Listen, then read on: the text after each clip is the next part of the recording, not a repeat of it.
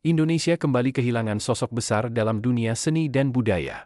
Hajah Sudarwati, yang lebih dikenal dengan nama panggung Titik Puspa meninggal dunia pada Kamis, 10 April 2025 pukul 16.30 WIB di RS Medistra, Jakarta, pada usia 87 tahun. Kabar duka ini disampaikan oleh manajernya, Mia kepada Antara. Ucapan duka juga datang dari berbagai pihak, termasuk label Musika Studio yang mendoakan agar amal ibadah Titik diterima di sisi Tuhan.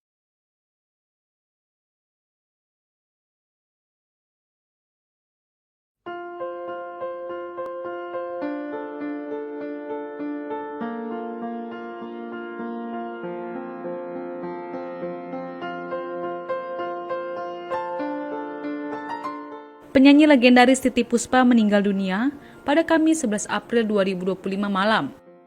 Diketahui Titi telah dirawat di Rumah Sakit Medistra Jakarta sejak 27 Maret 2025 karena mengalami pendarahan otak.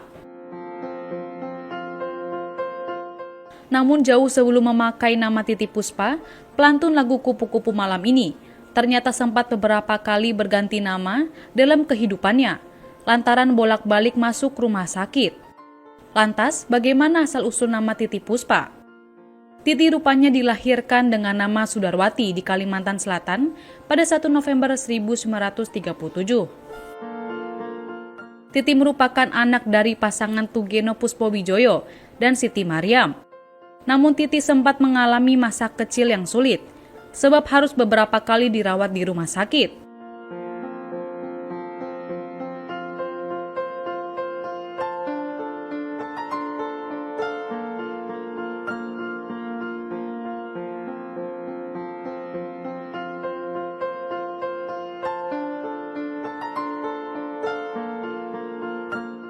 Sebagaimana kepercayaan orang tua pada zaman dahulu, anak yang sering sakit biasanya karena nama yang kurang tepat.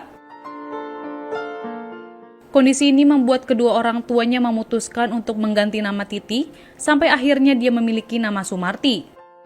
Terkait dengan namanya Titiek Puspa, lantaran larangan kedua orang tuanya untuk Titi menekuni karir sebagai penyanyi. Padahal Titi sudah tertarik dengan bidang tarik suara sejak kecil. Sampai akhirnya, Titi ingin mengikuti sebuah kompetisi menyanyi tanpa sepengetahuan orang tuanya. Titi lalu memakai nama samaran yakni Titi Puspo. Nama ini diambil dari nama panggilannya sehari-hari, yaitu Titi dari Sumarti, serta Puspo yang merupakan nama sang ayah.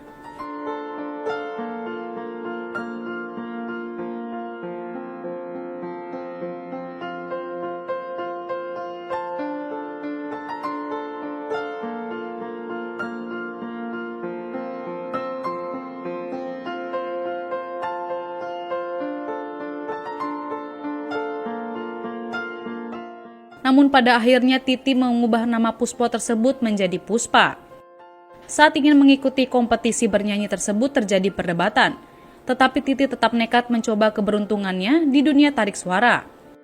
Singkat cerita, nama Titiek Puspa yang dipakainya, rupanya nama tersebut pada akhirnya dimasukkan ke dalam akta kelahirannya. Sejak itulah nama Titiek Puspa melekat pada sosoknya.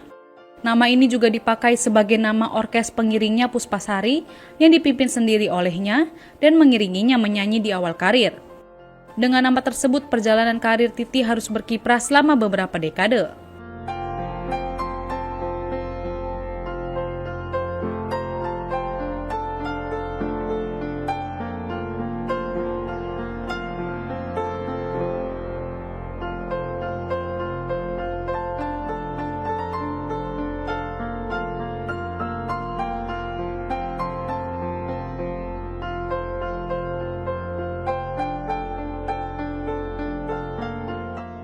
Close the Door, Podcast Deddy Corbuzier. Eyang Titiek Puspa setelah podcast Bisik 2 ke Deddy Corbuzier. DED, kayaknya pesan yang ini selama saya hidup tidak akan didengarkan. Simpan videonya. Sampai saatnya. Eyang adalah legenda Indonesia. Kami kehilangan orang dengan tangan terlipat pahlawan seni. Begitu tulis Deddy Corbuzier dalam catatan podcastnya. Apalagi ini yang namanya ibu kota. 5, 4, 3, 2, 1, close the door. Saya sampai sekarang tuh masih punya sesuatu yang apa ya? Yang buat saya itu adalah sesuatu yang sangat penting. Tapi kenapa aku ngomong ya? Nggak apa-apa dong, bagi-bagi ke orang. Bagi-bagi ya. Iya. Jadi di diri saya sangat mengagumi karunia Tuhan, yaitu alam semesta Indonesia yang luar biasa. Dan saya kagum kepada para leluhur saya yang telah menciptakan seni budaya Indonesia yang luar biasa. Dari Sabang sampai Merauke lain semua kan? Itu kenapa tidak dilestarikan dengan sungguh-sungguh? Hanya dibikin waktu ada sesuatu, acara apa keluar, acara apa keluar. Harusnya itu ada satu tempat di setiap ibu kota, apalagi ibu kota Jakarta.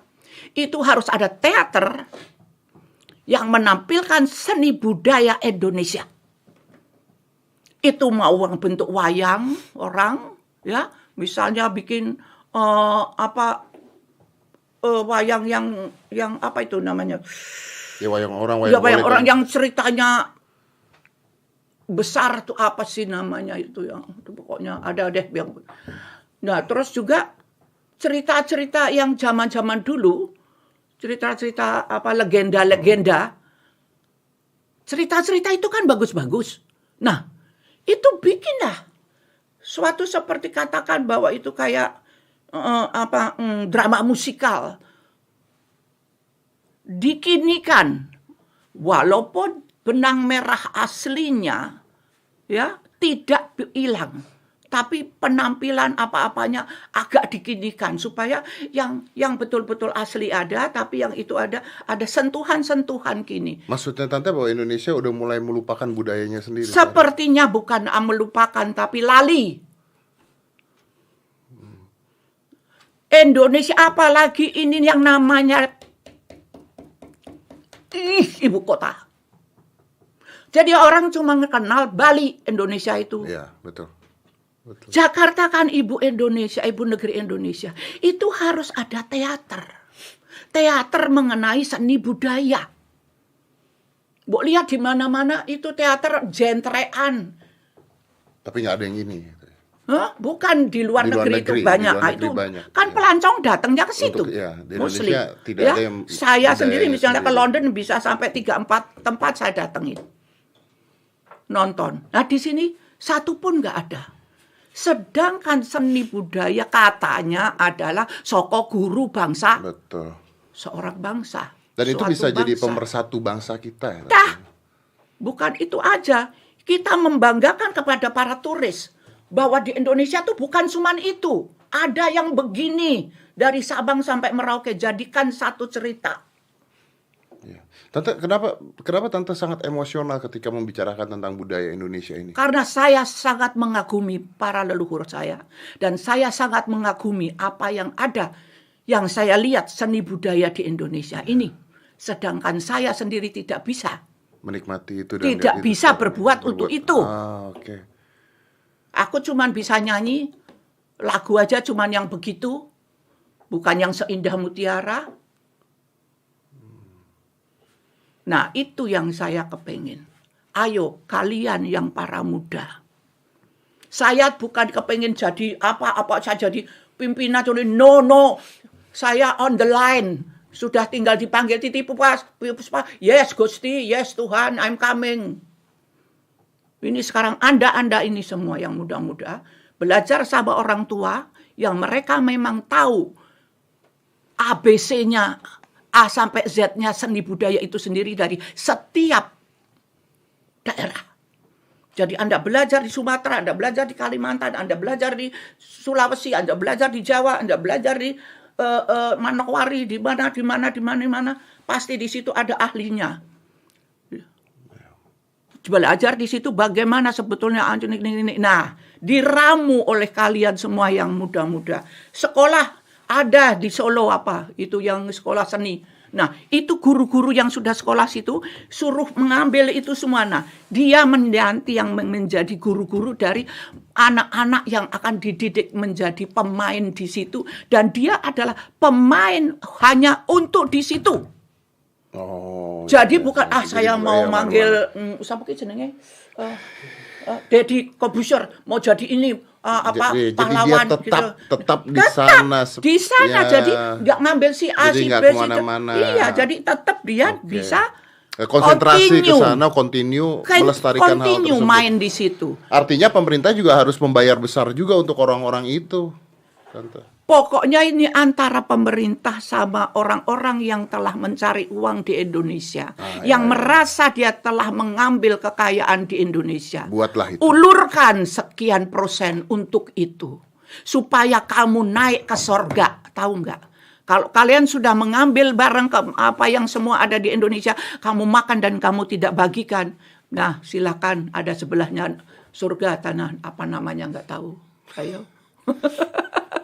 Berarti Tante sendiri ngeliatin bangsa Indonesia ya saat ini. Ih. Sedih gak sih Tante Indonesia sekarang? Saya itu sudah lama sekali. Saya tidak mau tahu politik. Betul. Terserah kamu mau bikin apa. Tapi sedih gak ngeliatin? Kamu berbuat, kamu tanggung jawab. Kalian berbuat, kalian tanggung jawab. Kalian berbuat baik, kalian akan mendapat kebaikan dari alam semesta. Kalian berbuat jahat, kalian akan mendapat kejahatan yang lebih berlipat kali dari alam semesta. Ya. Jadi, kalau kalian memang mau mengakui bahwa Tuhan itu ada, kalian pasti takut berbuat yang tidak-tidak. Ya, pasti takut akan bikin iri, dengki, keji, korupsi, ngebully, dan sebagainya. Takut, ada Tuhan. Makanya yuk, lupakan yang kemarin semua. Ayo kita semua berangkulan. Kita wujudkan betapa terima kasih kita kepada alam semesta yang telah diberikan oleh Tuhan kepada bangsa. Karena sekarang masyarakat kita lupa akan hal tersebut ya Tante ya. Aku saben pagi, selamat pagi, langit, matahari, bulan, bintang, dan sebagainya. Selamat pagi, bumi, alam semesta yang hidup dan yang tidak hidup. Terima kasih. Assalamualaikum, salam meminta bawamutohutum swastiastu, namo buddhaya, salam sejahtera, rayu-rayu. Hormat, cinta, dan doa saya bagi yang belum saya sebut. Dan untuk Anda sekalian, terima kasih. Saya sangat menikmati alam semesta ini. Kau telah memberikan aku hidup yang luar biasa. Ingatkan saya bila berbuat salah. Berikan saya selalu senyuman, agar saya bisa memeluk teman-teman saya dengan baik. Saya merinding.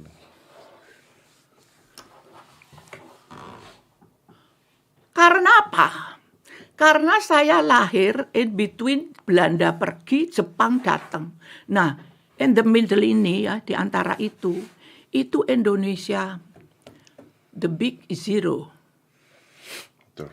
Itu saya tahu bagaimana dapat makan ataupun Susahnya tidak. itu. Nah, di situ itu saya sampai melihat sekarang tuh sampai, Anda tahu nggak, saya umur 80 tahun, saya tidak pesta. Saya tour the grave. Saya terima kasih kepada para pahlawan. Saya paling sedikit harus dapat makam pahlawan 8. Karena 80 ya, tapi saya bisa dapat 13. Waktu saya umur 80, saya pergi sama anak saya. Kemana-mana. Makanya Kalibata, ke Bung Hatta, ke Khairul siapa yang bikin lagu-lagu tuh? Ismail Marzuki, ke Jenderal Sudirman, Ki Hajar Dewantoro, yang membuat orang Indonesia pinter adalah beliau. Saya datang. Ya, Bung Karno sudah jangan ditanya lagi. Di mana-mana saya datangi, setiap tempat itu yang ada itunya, yang ada makam pahlawannya. artinya kalau kayak begini, Tante kayak ngeliat kemarin aja milih presiden, ribut, macam-macam gitu, lucu ya Tante. Aku sudah pasrah sekali sama Tuhan dan selalu berdoa, tolong orang-orang yang memang menyembah-Mu dan pemimpin bangsaku serta keluarga dan jajarannya dan bangsa Indonesia dilindungi, dibentengi. Bentengilah dari segala mara bahaya, dari segala ilmu hitam. Percaya, believe it or not, tetap ada itu ilmu hitam. Karena ada ilmu putih. Iya.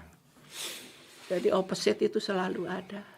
Jadi Tante nggak peduli lagi tentang keributan itu, Indonesia seperti orangnya begini, capek ngeliatnya. Saya semuanya. sudah percaya bahwa yang dimanage oleh presidenku ini adalah yang paling baik. Okay.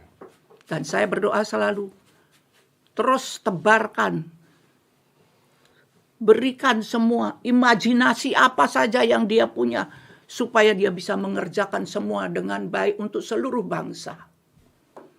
Karena saya tahu beliau bukan orang yang mau mengambil milik orang. Okay. Dia hidupnya sangat sederhana. Kalau Anda lihat waktu dia mengawinkan Pak Lurah aja, lebih hebat Pak Lurah. Itu makanan sederhana, semua sederhana.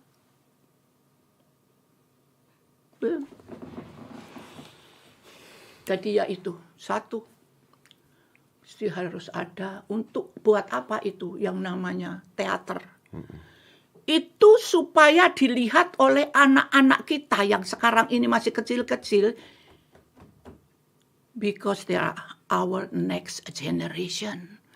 Harus seminggu SD bagian utara, Jakarta Utara, Jakarta Timur, itu suruh nonton supaya mereka tahu tentang budaya Indonesia. Itu karena sekarang kita perang dengan gadget, dengan apa yang ada di mana-mana, dengan apa yang disuarakan oleh orang-orang yang memang hatinya masih lupa bahwa dia itu ada di dunia yang ada Tuhannya. Jadi mereka itu sudah banyak terkontaminasi dengan sesuatu yang luar biasa.